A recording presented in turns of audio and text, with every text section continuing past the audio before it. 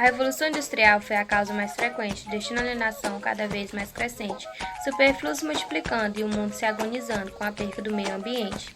Hoje todos nós sabemos que os sistemas culturais, sem ter controle, ameaçam os sistemas naturais. Devemos ensinar ética sobre a vida e a genética de plantas e animais. A nossa sociedade não aprendeu a lição, que o consumismo é o mal dessa civilização. Essa é uma crise fatal, moral e espiritual, por falta de educação. O consumismo humano é coisa triste de se ver. São conselhos dos famosos que aparecem na TV, mostrando produtos de marca dizendo que leite de vaca é bom para o cabelo crescer.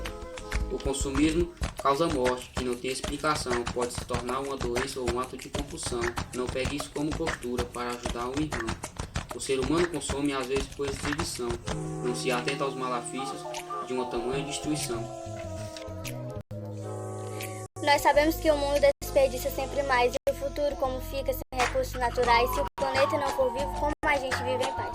O consumismo exagerado cresce gradualmente, os objetos viram livro descartado, crescendo de forma irrenuamente. Vou comprando e descartando de forma incoerente, passando por cima de vidas no planeta existente. Lixos estão crescendo desenfreadamente. Segue já algumas dicas de consumo consciente. Pense antes de comprar sem temer o diferente, que impactos o produto gera ao meio ambiente. Compre sempre produtos feitos em sua região, menos custo de transporte, também menos combustão. A Mãe Terra mais feliz com a sua decisão.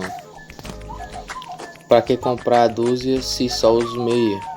Se metade vai ao lixo, a Mãe Terra vai ficar feia. Pense então em redução e doou vida a essa cadeia. Preservar o planeta Terra será nosso compromisso. Com novas atitudes mudaremos nossos vícios. Preservando a natureza teremos muitos benefícios. Aqui em nossa escola nos ensinam a transformar, coletando resíduos sólidos para reutilizar, transformando em objeto e o planeta a ajudar.